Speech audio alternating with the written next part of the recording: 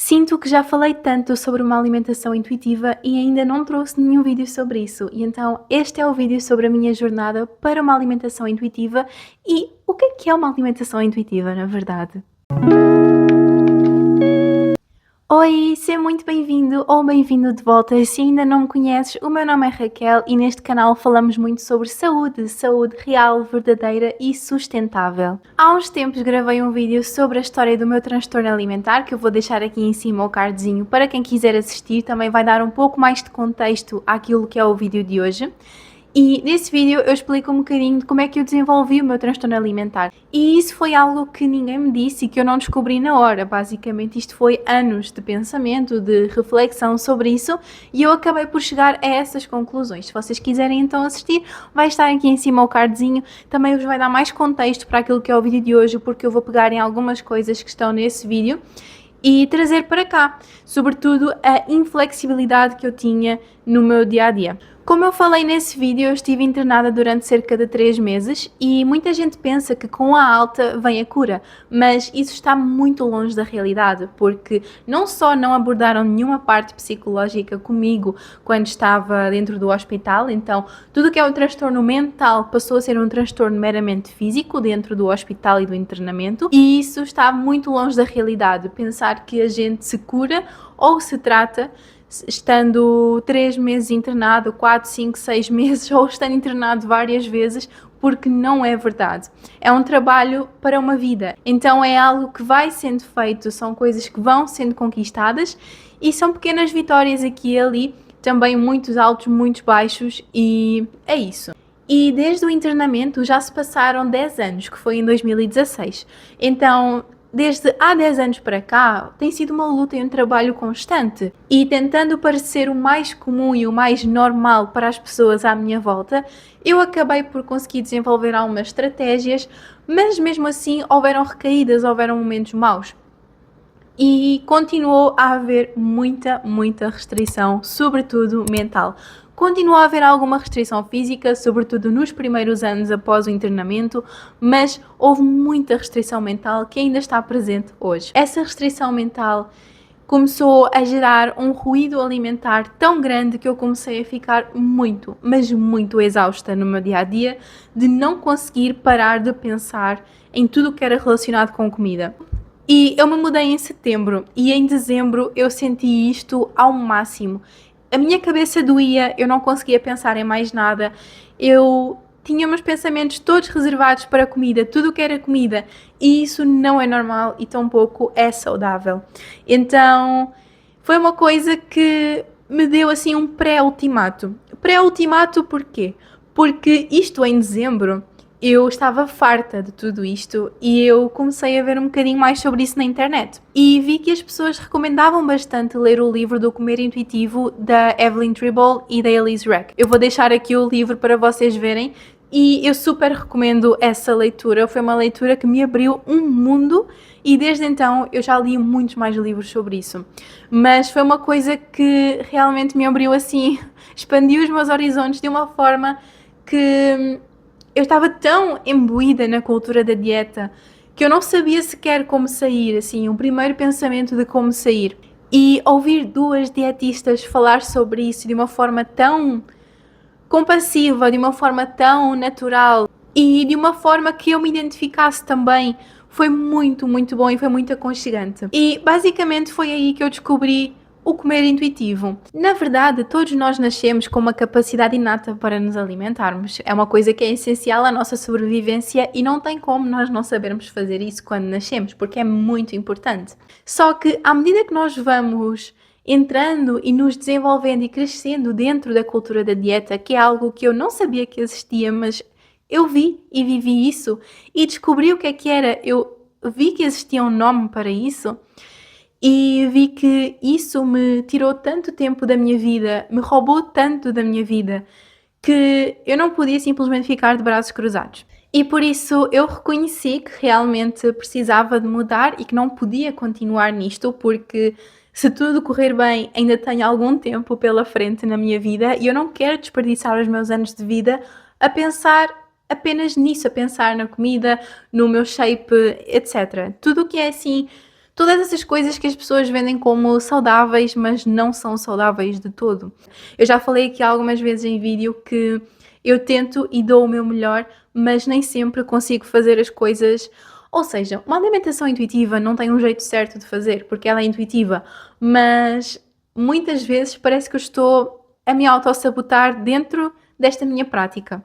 Então é isso. Basicamente, eu tento dar o meu melhor, mas é difícil, é muito difícil vocês deixarem crenças e regras e tudo o que era algo tão reconfortante para vocês e que vocês cresceram e viveram isso, sobretudo nos primeiros anos da vossa vida, deixarem isso mais tarde. Então é muito difícil. Mas voltando um bocadinho à parte da história de dezembro, eu comecei a seguir uma alimentação intuitiva, mas eu acho que durou apenas umas 2 ou 3 semanas, se não me engano. Foi muito pouquinho, nem um mês durou, porque logo eu tive uma recaída. Em janeiro eu tive uma recaída deste ano. E eu acabei por voltar a fazer a contagem de macronutrientes, voltei a contar calorias, voltei a contar cada grama de cada coisa, pesar comida, etc.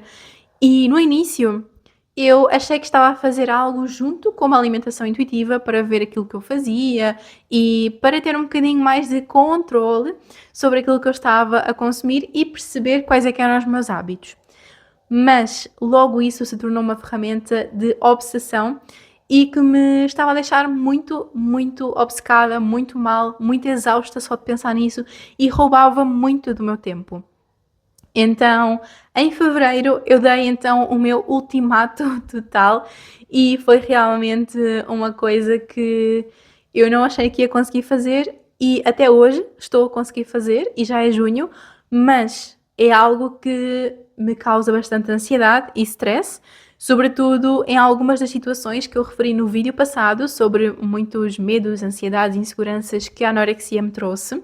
Então é algo que não é perfeito e que eu não faço de forma perfeita de jeito nenhum, mas estou a dar o meu melhor para seguir aquilo que são os 10 princípios de uma alimentação intuitiva. E o princípio número 1 é rejeitar a mentalidade de dieta. A mentalidade de dieta é uma coisa que eu acho que 99% das pessoas têm, que uma dieta vai resolver tudo, vai resolver todos os problemas, quando na verdade ela gera ainda mais problemas e não resolve coisa nenhuma, porque vai gerar restrição, restrição gera desejo, gera compulsão e a pessoa restringe novamente e todo esse ciclo que eu até falei num dos vídeos, que eu também vou deixar aqui o cardzinho em cima se vocês quiserem dar um bocadinho mais de contexto a este vídeo. E a mentalidade de dieta não é estar só a pensar em dietas, mas sim também nas regras da cultura da dieta, em, lá está, contar calorias, que a gente só pode consumir certas calorias no dia, ou que um alimento tem muito açúcar ou tem muita gordura e a gordura é ruim, ou os carboidratos são ruins e a proteína é boa, como se, lá está, isto vai ser um outro princípio, mas como se a comida tivesse um valor moral associado a ela. O segundo princípio é honrar a nossa fome, e existem vários tipos de fome, sendo que a fome física é a fome que as pessoas mais conhecem, e normalmente é a única que as pessoas realmente dão aquela atenção de, ok, eu preciso mesmo de comer. Mas existem vários tipos de fome, como eu falei, fome física, fome social, fome psicológica, e é algo que nós só conseguimos perceber quando conhecemos bem o nosso corpo. E se nós conseguirmos perceber esses sinais e percebermos que realmente nós estamos com algum desses tipos de fome, é importante que nós também consigamos satisfazer essa necessidade do nosso corpo, para que nós não exageremos depois, porque, como eu falei, a restrição gera compulsão. O terceiro princípio é fazer as pazes com a comida. Fazer as pazes com a comida significa não estar em guerra, não estar em luta com nenhum alimento. Todos os alimentos são permitidos, tudo em equilíbrio e moderação é permitido e nós devemos dar-nos a oportunidade de comer incondicionalmente aquilo que nós queremos, porque quanto mais nós restringimos, maior vai ser o valor daquele alimento para a gente e maior vai ser o desejo desse alimento. E quanto maior o desejo, maior a tendência para exagerar. Então, esta permissão incondicional para comer aquilo que nós realmente queremos, e só com isso é que nós vamos ficar realmente satisfeitos, porque a gente pode comer um pratão de comida que nós nem queremos tanto comer assim, nós não vamos ficar satisfeitos, pelo menos mentalmente. E a fome mental, como eu falei há pouco, é uma das fomes que é muito importante também ser satisfeita. O quarto princípio é desafiar o policial alimentar. A maior parte das pessoas tem um policial alimentar dentro da nossa cabeça que fala que esse alimento é ruim e aquele alimento é bom. Então ele tem aquelas leis, nós temos aquelas regras e leis que têm de ser cumpridas na nossa cabeça e o policial está dentro da nossa cabeça para ter a certeza que nós vamos cumprir essas regras e essas leis. Então, essas regras e leis da cultura da dieta. Então, o que acontece é nós temos um alimento que a cultura da dieta fala que é mau, então se nós sequer nos atrevemos a olhar para ele, o policial já ativa a sirene e fala: não, não podes fazer isso. Então, basicamente, este princípio fala muito sobre tirar o valor moral dos alimentos. Nenhum alimento é mau, nenhum alimento é bom. Todos os alimentos, são só comida, não existe comida besteira ou comida lixo ou comida melhor que a outra ou uma super comida, não existe nada disso. Alimentos são alimentos e tudo pode ser incluído e deve ser incluído numa alimentação saudável, de verdade e sustentável. O quinto princípio é descobrir o fator satisfação. Como eu falei, as refeições precisam de ser algo que nos satisfaça não só fisicamente, mas também mentalmente. Então, por exemplo, se vocês para o café da tarde querem muito comer pipoca, por exemplo, pipoca com uma xícara de leite. Então comam pipoca com uma xícara de leite. Ah, mas não vai ter muita proteína. Não importa. Se vocês forem comer ovos com pão, vocês não vão ficar satisfeitos. Vão ficar cheios, possivelmente, fisicamente, porque é uma refeição que enche, mas vão estar a pensar na pipoca e no leite. E o que é que vai acontecer? Vocês vão acabar comendo a pipoca, o leite, os ovos e o pão e tudo o que houver. Então, este fator satisfação é muito importante. Façam comidas que vocês gostem de comer. O sexto princípio é perceber os nossos sinais de saciedade. Então, não só é importante nós percebermos quando estamos com fome, mas também quando estamos saciados. E isso implica, por exemplo, eu estou com um prato de comida à minha frente, se eu comi metade do prato e eu me sinto saciada, eu não tenho de comer o resto da comida que está no prato. Nós não temos de limpar o prato, a comida pode ser guardada para comer mais tarde. E eu sei que muitos de nós tivemos os pais que, aquele típico, né? Aquele típico de pais que é só sais da mesa quando comeres tudo ou só podes comer sobremesa quando comeres tudo o que está no prato. E eles não sabiam melhor, mas é algo que realmente faz muito mal para a saúde mental das crianças ao longo da sua vida, depois quando crescem para adultos. Então, todo esse comportamento, lá está, a nutrição não é só biológica, não é só fisiológica, é muito comportamental. Isso acaba por fazer com que a gente tenha sempre essa tendência para comer tudo o que está no prato, mas vocês não têm de o fazer. Da mesma forma, se vocês tiverem um prato de comida à vossa frente, vocês comerem todo o prato e estiverem com mais vontade para comer mais, vocês também podem. Então, se repetir vos traz saciedade, então façam isso.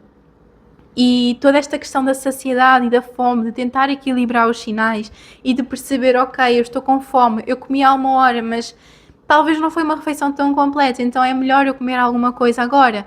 Ou então, já passaram 3 horas, mas eu realmente não tenho fome. E se eu comer, eu vou me sentir indisposta. Então, não vou comer agora. É importante nós percebermos o nosso corpo, porque nós devemos guiar-nos mais pelos sinais que nós temos internos, intrínsecos a nós mesmos, do que regras como comer de 3 em 3 horas ou a refeição tem de ter isto e aquilo. O sétimo princípio é aprender a lidar com os nossos sentimentos, com as nossas emoções, com compaixão e de forma gentil. E isto significa perceber que nem tudo se resolve com a comida, mas que é normal nós às vezes descontarmos na comida, porque a comida, ela, querendo ou não, ela traz um conforto, sobretudo quando é comida nostálgica. Então é normal e é humano e não existe um vício em comida. E toda essa questão da cultura da dieta que nós temos de nossa, eu comi um bolo porque eu estava estressada com o trabalho, porque eu estava ansiosa e então eu sou uma falha total e agora o que é que eu faço e vou descontar no resto porque já é o fim para mim.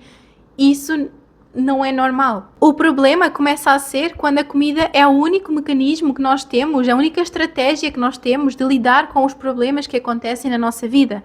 Ou seja, a comida pode ser um deles, mas não tem de ser o único e não deve ser o único. Existem muitas outras formas de vocês poderem lidar com os problemas da vossa vida. sem ser a comida, mas se a comida entrar no meio, saibam que é normal, não existe um vício em comida, ok? Então a comida está ali e ela serve vários propósitos, assim como serve o propósito de socializar, muitas vezes de celebrar, também serve o propósito de reconfortar de vez em quando, não tornando isso um hábito. O oitavo princípio é aprender a respeitar e a aceitar o vosso corpo. E quando eu falo na aceitação corporal, no respeito corporal, não é não fazer nada se vocês não estão felizes com o que veem no espelho, mas sim é aceitar que hoje esse é o vosso corpo.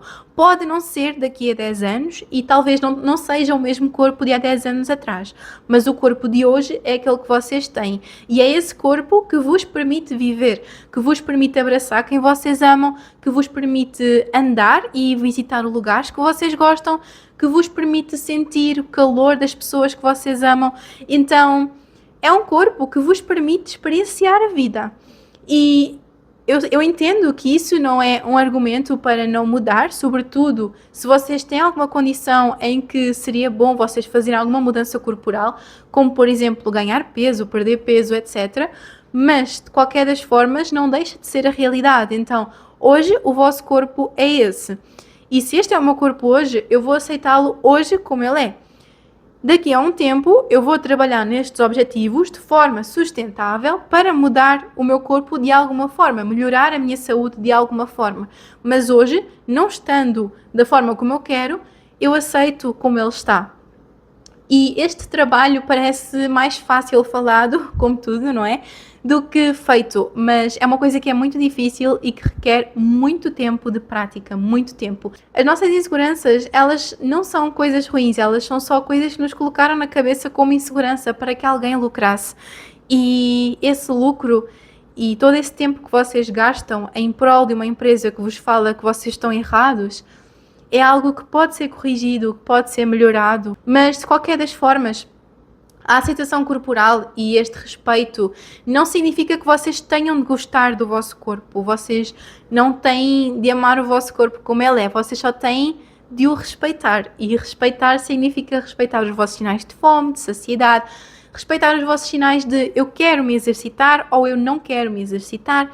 Então, tudo aquilo que o vosso corpo vos fala é importante vocês ouvirem e respeitarem, tomarem decisões que vos vão ajudar a ter mais saúde, não só física, mas também mental.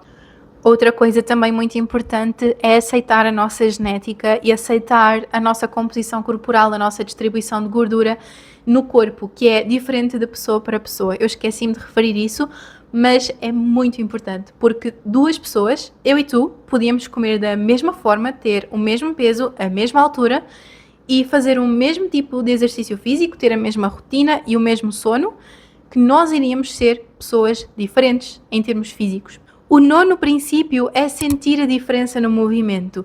E este movimento poderia ser chamado de exercício, mas não é. Porque o exercício muitas vezes está ligado a essa questão da cultura da dieta, de nós termos que queimar calorias para conseguirmos comer alguma coisa e para perder peso e ficar com o melhor corpo do mundo. Então, a palavra movimento entra aqui de uma forma mais intuitiva, de uma forma que vocês vão gostar. E este movimento pode ser qualquer coisa, qualquer coisa. Se vocês gostam de fazer um esporte, então façam esse esporte. Se vocês gostam de treinar força, então treinem força. Se vocês não gostam de treinar força, mas gostam de correr, então podem correr. Se vocês gostam e preferem caminhar, então caminhem. Mas o movimento deve ser uma coisa que vocês gostem e é isso que vai trazer sustentabilidade. Quando eu chego ao parque para fazer a caminhada, eu me pergunto sempre, eu estou com vontade de correr ou não? Semana passada eu fiz corrida porque eu realmente estava com vontade, estava com muita energia para correr. Hoje eu não estava, eu só caminhei. Então é isso, é nós percebermos que o exercício não é só um exercício que funciona para a nossa saúde, tudo o que é movimento é muito importante e qualquer coisa, 5 minutos, 10 minutos é melhor do que nada e ele traz muitos benefícios para a nossa saúde, tanto física como mental, isso é inegável, é indiscutível. Então vamos tentar trazer o movimento para a nossa vida de uma forma mais positiva, de uma forma mais intuitiva, de uma forma que nós respeitemos o nosso corpo e ainda trazemos tantos benefícios para ele. E o 10º princípio é honrar a nossa saúde com uma nutrição gentil. E este princípio é o último porque ele é o menos importante para praticar a alimentação intuitiva. Porque a teoria é que nós, com o tempo, vamos começando a ter uma alimentação mais equilibrada. Porque no início, por conta desta permissão incondicional para comer certos alimentos que nós antes nos proibíamos tanto, é normal que nós tenhamos mais vezes esses alimentos na nossa rotina. Isso aconteceu muito comigo com o brigadeiro. Hoje eu tenho brigadeiro, porque ontem foi o aniversário do meu namorado, então nós temos aqui bastante brigadeiro e eu ainda não comi. E ontem não comi, eu não tinha vontade. E está ali, quando eu quiser comer eu como, mas eu não estou com vontade agora. Então é algo que eu ainda me lembro, na primeira vez que eu comi brigadeiro, eu passei a semana toda a comer brigadeiro. Então isso é algo que vai amenizando, que vai mudando com o tempo. E quanto mais nós queremos acelerar esse processo, mais devagar ele ocorre. Então tem que ser algo muito intuitivo. E eu sei que é muito difícil pensar isso, mas a gente dando essa permissão incondicional para comer aquilo que nós queremos, ao longo do tempo nós vamos começando a querer outras comidas que nós estávamos a negligenciar mais porque não eram um foco, porque sempre foram permitidas. Então, este princípio de honrar a nossa saúde com uma nutrição gentil é tentar equilibrar a nossa alimentação e o nosso padrão alimentar, porque a nossa alimentação, a nossa saúde, não se resume em uma refeição isolada. Ela ocorre ao longo de vários meses, ao longo de vários anos, e é esse padrão alimentar que realmente conta. E claro, sem buscar a perfeição, porque a perfeição não existe. Então não tem como a gente comer de forma perfeita, porque isso não existe. E tem até um nome que se chama ortorexia. E foi esse o vídeo de hoje, espero que vocês tenham gostado. É importante também reforçar que estes 10 princípios não são 10 regras, então vocês não têm de seguir esses 10 princípios sempre e vocês não têm... Lá está, o vosso corpo é quem manda, então estes 10 princípios são um guia, eles servem para nos guiar à medida da nossa jornada, ao longo da nossa vida, mas não são 10 regras que vocês vão tornar uma dieta, porque muitas pessoas acabam por pegar no comer intuitivo e tornar esse comer intuitivo uma dieta, a dieta da saciedade e da fome, que muitas vezes se chama assim. Então, essa dieta de fome e saciedade, ela é uma dieta e o comer intuitivo não é uma dieta. Então, é importante também separar um bocadinho isso, de que estes 10 princípios são só um guia e vocês vão um de cada vez e ao longo do tempo e vocês vão ver que as peças vão começar a encaixar. Para mim, estão a começar a encaixar um bocadinho, se bem que eu estou há pouco tempo e como eu falei em vídeos anteriores, é muito difícil vocês desfazerem anos e anos e anos de regras, de costumes, de hábitos, de comportamentos em 1, 2, 3, 4, 5 meses. Então, esse é o maior desafio, mas é possível, o nosso cérebro é incrível e ele consegue reprogramar-se de outra forma. Então, espero que tenham gostado deste vídeo. Mais uma vez, se gostaram, não se esqueçam de deixar o like. Não se esqueçam também de se inscrever no canal, ativar o sininho para não perderem nenhum vídeo e vemo-nos no próximo. Tchau!